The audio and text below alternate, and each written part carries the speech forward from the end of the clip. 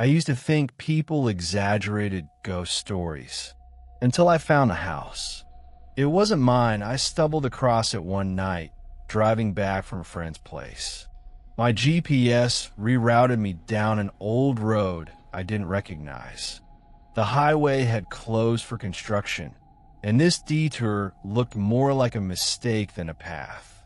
The road wound through empty woods, no streetlights, no signs.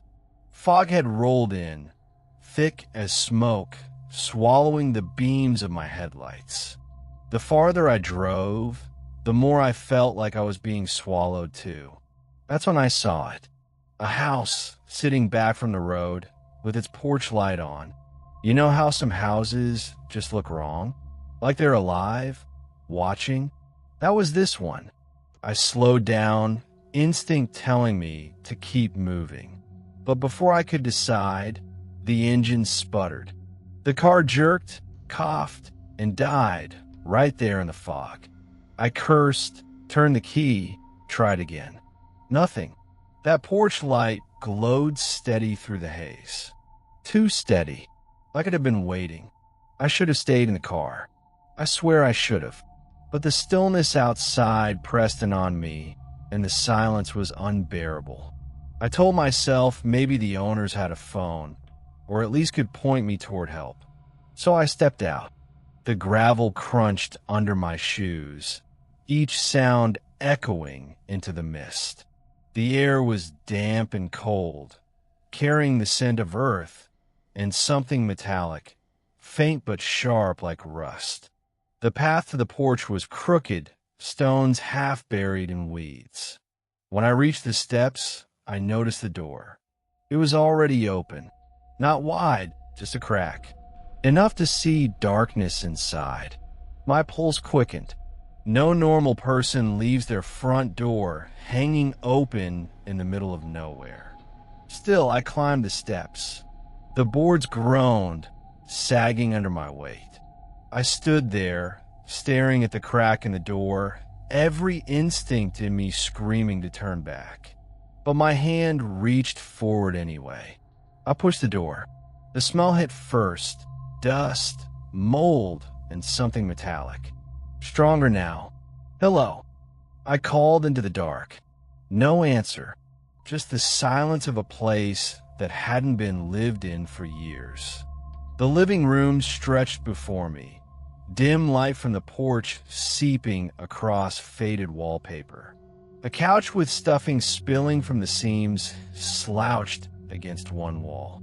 An ancient television sat like a relic from another era. And then I noticed the photos. Every wall was lined with frames. Dozens, maybe hundreds. Faces staring out. Sepia tone, black and white, some color. Families, children, stiff portraits from decades gone. Except their eyes.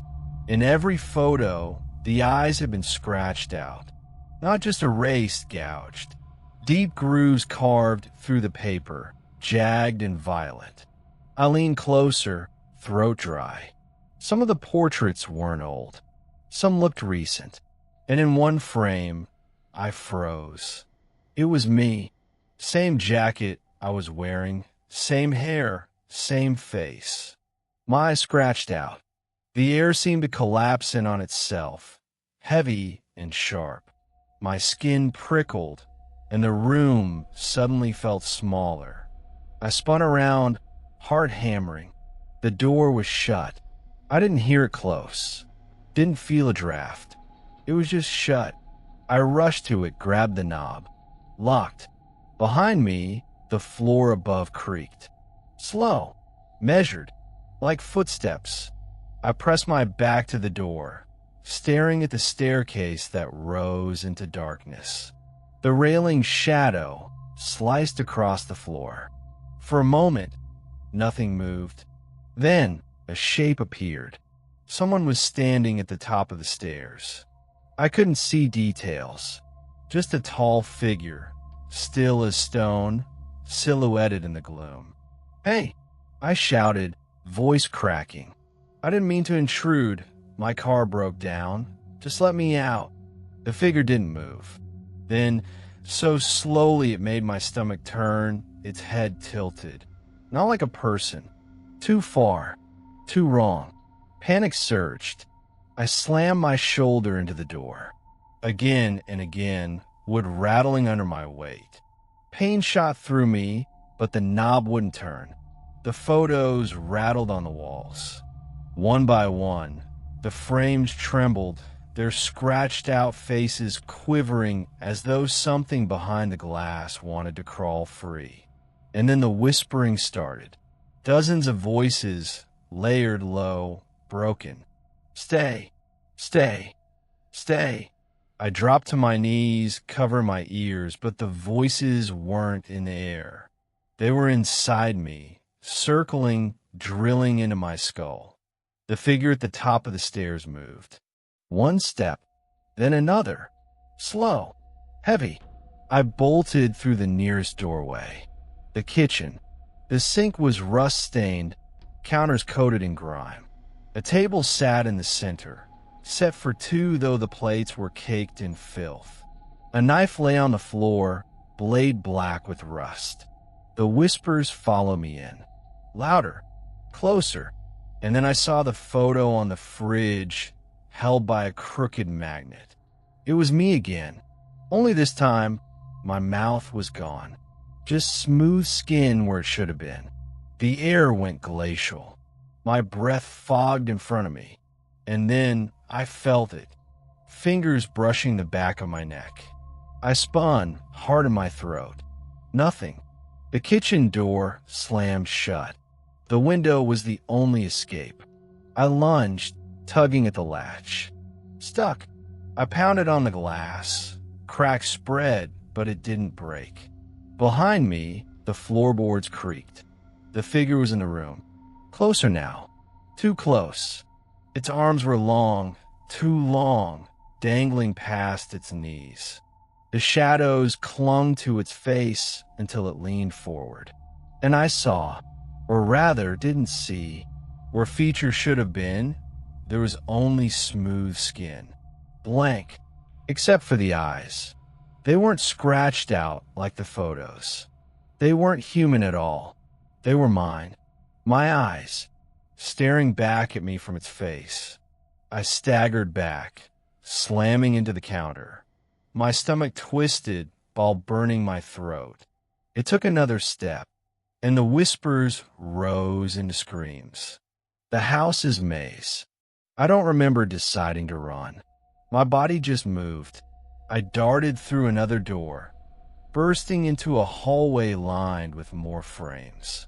They stretched endlessly, floor to ceiling, each one gouged through the eyes. Some were empty, glass cracked, backing torn away. Others were new, too new. Me again. Different angles, different poses, like someone had been watching me, following me for years. My legs shook, nearly buckling, but I forced myself forward. At the end of the hall was another door. I shoved it open and stumbled inside. The basement stairs descended into darkness. It was colder here, air heavy with damp earth. My shoes hit the concrete floor, and the door slammed shut above me. The basement stretched wider than it should have. Rows of shelves stacked with boxes. Each box was labeled. I squinted at the nearest. Names. Hundreds of them. I opened one. Inside were photographs, each one with the eyes gouged. The names on the box matched the faces inside. At the bottom of the stack, one photo lay separate. I lifted it with trembling hands. It was me again. This time, my whole face was scratched out. Nothing left but gouges where I'd been. I dropped it, heart thundering. Something moved in the shadows. Not one figure this time. Dozens. Shapes shifting between shelves, whispering. I couldn't see their faces. Only the pale gleam of scratched-out voids where I should have been. I stumbled backward, breath ragged. The whispers overlapped, too many voices to separate. And then all at once, they stopped. Silence, so heavy it felt like the air had been sucked away. From the far corner, something began crawling toward me. Not walking, crawling. I heard the scrape of limbs against concrete. Too many limbs. I bolted up the stairs, slamming against the locked door until, impossibly, it gave way. I was back in the hall. The whispers returned, louder, furious. Frames shattered as I ran, glass exploding outward, sharp edges cutting my arms and face. The house shifted around me. Doors I'd passed before led to different rooms now. Hallways stretching impossibly long, staircases twisting into themselves. It wasn't a house. It was a trap. I tried one door after another. Bedrooms with beds bolted to the ceiling. Bathrooms where the mirrors showed me standing somewhere else entirely. Closets that opened into pitch-black voids. Everywhere more photos. More versions of me. Some showed things I hadn't done yet. Me sitting at my kitchen table tomorrow morning. Me answering a phone call next week. Me lying in my own bed months from now. Each one scratched out, erased before it could happen. And always in the background of those photos. That figure. Closer each time. I ran until my legs burned, until my lungs begged for air. Every turn, every door, it was there, waiting just beyond the edge of vision. Finally, I saw the front door again. The porch light glowed through the crack. I sprinted, every ounce of strength left in me pouring into that last stretch. My hands hit the knob, I twisted. It turned. The door swung open. I burst into the night air, stumbling down the porch steps, gravel biting into my shoes. My car sat where I left it. The fog was gone. The engine started on the first try. The aftermath. I drove home shaking so hard I could barely keep the wheel straight. I told myself it was a dream, a hallucination. Stress, exhaustion, something. But when I stepped into my house, everything stopped. On the wall of my hallway, a new frame hung. One I'd never seen before. It was me. Not a photo I remembered taking. Not a place I remembered being. Just me, standing in that house. My eyes scratched out. And in the background, at the top of the stairs, that figure, watching. And now, every time I walk past that photo, I swear the scratched gouges in my face are getting deeper. And sometimes, late at night, I hear the creak of a floorboard. Above me, like something is still in the house. Or worse, like the house is still inside me.